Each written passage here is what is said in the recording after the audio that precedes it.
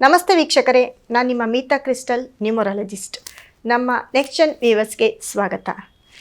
ನೋಡಿ, 3ನೇ ತಿಂಗಳು ಅಂದರೆ ಮಾರ್ಚ್ ತಿಂಗಳ ಮಾಸ ಭವಿಷ್ಯ 2026 ಮಾರ್ಚ್ ತಿಂಗಳ ಮಾಸ ಭವಿಷ್ಯವನ್ನು ಹೇಳ್ತಾ ಹೋಗ್ತೀನಿ. ಅದರಲ್ಲೂ 12 ರಾಶಿಗಳ ಫಲಾನುಫಲಗಳನ್ನ ಹೇಗಿದೆ ಅಂತ ನೋಡೋಣ ಬನ್ನಿ.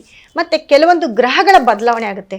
ಮೊದಲನೇದಾಗಿ ಶುಕ್ರ ಈ 2ನೇ ತಾರೀಕು 3ನೇ ತಿಂಗಳು 2026 ಮಾರ್ಚ್ 2ನೇ ತಾರೀಕು ಶುಕ್ರನ ಬದಲಾವಣೆ ಆಗುತ್ತೆ. ಶುಕ್ರ ಕುಂಭರಾಶಿಯಿಂದ ಮೀನರಾಶಿಗೆ ಬದಲಾಗ್ತಾ ಹೋಗ್ತಾನೆ.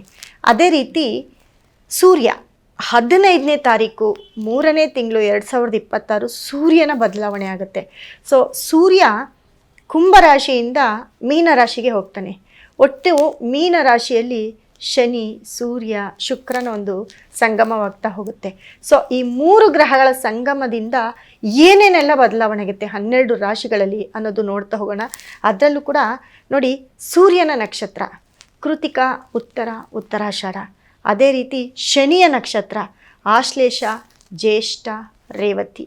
ಈ 3 ನಕ್ಷತ್ರ 6 ನಕ್ಷತ್ರದವರಿಗೆ ಯಾವೆಲ್ಲ ಒಂದು ಬದಲಾವಣೆ ಆಗುತ್ತೆ ಅನ್ನೋದು ಮುಖ್ಯ ಆಗಿದೆ. ಸೊ ಅದನ್ನು ಫಸ್ಟ್ಗೆ ನೋಡ್ತಾ ಹೋಗೋಣ. ಈ ರಾಶಿಗಳ ಬದಲಾವಣೆಯಿಂದ, ಗ್ರಹಗಳ ಬದಲಾವಣೆಯಿಂದ 12 ರಾಶಿಗಳಲ್ಲಿ ಯಾವ ಫಲಗಳಿರ್ತವೆ ಅಂತ ನೋಡ್ತಾ ಹೋಗೋಣ ಬನ್ನಿ ವೀಕ್ಷಕರೇ.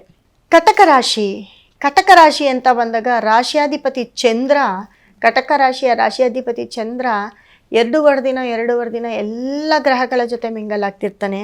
ಆದರೆ ಮಾರ್ಚ್ ತಿಂಗಳಲ್ಲಿ ಕಟಕ ರಾಶಿಗೆ ರಾಶಿಯಲ್ಲಿ ಪುನರ್ವಸು, ಪುಷ್ಯ, ಆಶ್ಲೇಷ 3 ನಕ್ಷತ್ರಗಳು ಬರ್ತವೆ ಕಟಕ ರಾಶಿಯಲ್ಲಿ. ಅದರಲ್ಲೂ ನೋಡಿ, ಪುನರ್ವಸು ಅಂತ ಬಂದಾಗ ಪುನರ್ವಸು ನಕ್ಷತ್ರಾಧಿಪತಿ ಗುರು ಬಂದು ನಿಮಗೆ 12ನೇ ಮನೇಲಿ ಇರ್ತಾನೆ. ಸೊ 12ನೇ ಮನೇಲಿ ಇದ್ದು ಯಾವುದೇ ಒಂದು ರಿಸಲ್ಟ್ ಕೊಡೋದಿಲ್ಲ. ಅದರಲ್ಲೂ ವಿದ್ಯಾರ್ಥಿಗಳಿಗೆ ಸ್ವಲ್ಪ ಚೆನ್ನಾಗಿರುತ್ತೆ. ಎಜುಕೇಷನ್ ಅಂತ ಬಂದಾಗ ಯಾರಾದರೂ ಓದೋ ಮಕ್ಕಳಿಗೆ ಸ್ವಲ್ಪ ಬೆನಿಫಿಟ್ ಇರುತ್ತೆ. ಮತ್ತು ದುಡ್ಡು ಕಾಸು ಅಂತ ಬಂದಾಗ ಕಟಕ ರಾಶಿಯವರು ಸ್ವಲ್ಪ ಲಾಸಲ್ಲಿ ಇರಬೇಕಾಗುತ್ತೆ. ಈ ಮಾರ್ಚ್ ತಿಂಗಳಲ್ಲಿ ತುಂಬ ಕೇರ್ಫುಲ್ ಆಗಿರಬೇಕಾಗುತ್ತೆ. ಮತ್ತು ನೋಡಿ, ಪುಷ್ಯ ನಕ್ಷತ್ರಾಧಿಪತಿ ಶನಿ ಬಂದು ನಿಮಗೆ 9ನೇ ಮನೆಯಲ್ಲಿ ಸೂರ್ಯನ ಜೊತೆ ಇರೋದ್ರಿಂದ ಖಂಡಿತವಾಗ್ಲೂ ಹೇಳ್ತೀನಿ, ಕಟಕ ರಾಶಿಯವರಿಗೆ ಏನಾದರೂ ಒಂದು ತೊಂದರೆ ಕಾಡ್ತಾನೆ ಇರುತ್ತೆ.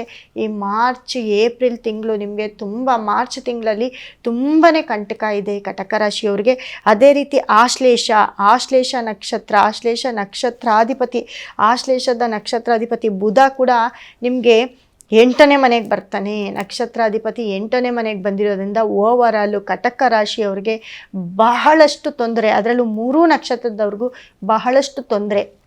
ಯಾಕಂದರೆ ಸತತ 12ನೇ ಮನೆಯಲ್ಲಿ ಗುರು, 2ನೇ ಮನೆಯಲ್ಲಿ ಕೇತು, ಅದೇ ರೀತಿ ನೋಡಿ 8ನೇ ಮನೆಯಲ್ಲಿ ರಾಹು, ಬುಧ, ಕುಜ ಇರೋದ್ರಿಂದ ಎಲ್ಲೋ ಒಂದು ಕಡೆ ನಿಮ್ಮ ತಲೆ ಒಡೆದೋಗ್ಬೇಕು ಅಷ್ಟು ನಿಮಗೆ ಟೆನ್ಷನ್ ಆಗುತ್ತೆ. ಈ ತಿಂಗಳು ಏನೊಂದು ಕೆಲಸ ಮಾಡಿದ್ರು ಟೆನ್ಷನು, ದಾರಿಯಲ್ಲಿ ನಡ್ಕೊಂಡೋದ್ರೂ ಟೆನ್ಷನು, ಮನಸ್ಥಿತಿ ಚೆನ್ನಾಗಿರೋದಿಲ್ಲ, ಮನೇಲಿ ಕುಟುಂಬದಲ್ಲಿ ಜಗಳ, ಪಾರ್ಟ್ನರ್ ಹತ್ರ ಜಗಳ, ಮತ್ತು ಹೆಲ್ತ್ ಅಪ್ಸೆಟ್ ಆಗೋದು, ಮತ್ತು ಏನೋ ಒಂದು ತಗೋಬೇಕು ಅಂತಿರ್ತೀರ, ಎಲ್ಲೋ ಒಂದು ಕಡೆ ಮೋಸ ಹೋಗೋದು, ದುಡ್ಡನ್ನು ಕಳುವು ಮಾಡ್ಕೊಳ್ಳೋದು, ದುಡ್ಡು ಲಾಸ್ ಮಾಡ್ಕೊಳ್ಳೋದು, ಸಾಲ ಮಾಡ್ಕೊಳ್ಳೋದು, ಇವೆಲ್ಲವೂ ಕೂಡ ಕಟಕ ರಾಶಿಯವರಿಗೆ ಇರುತ್ತೆ.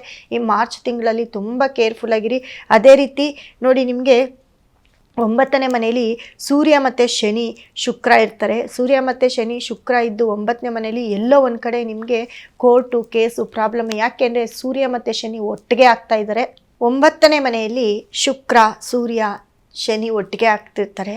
ಸೊ ಯಾಕಂದರೆ ನಿಮಗೆ 11ನೇ ಮನೆ ಅಧಿಪತಿ ಶುಕ್ರ ಆಗಿರ್ಬೋದು, ಧನಸ್ಥಾನದ 2ನೇ ಮನೆ ಅಧಿಪತಿ ಸೂರ್ಯ ಆಗಿರ್ಬೋದು, ಅದೇ ರೀತಿ ನಿಮಗೆ 8ನೇ ಮನೆ 7 ಮತ್ತು 8ನೇ ಮನೆ ಶನಿ ಒಟ್ಟಿಗೆ 9ನೇ ಮನೆಯಲ್ಲಿ ಸೇರಿರೋದ್ರಿಂದ ನಿಮ್ಮ ಭಾಗ್ಯಸ್ಥಾನ ಅಂತ ನಾವೇನು ಹೇಳ್ತೀವಿ ಅಲ್ಲಿ ಎಲ್ಲೋ ಒಂದು ಕಡೆ ಕುಂದು ಕೊರತೆಗಳು ಜಾಸ್ತಿ ಆಗ್ತಾ ಹೋಗುತ್ತೆ.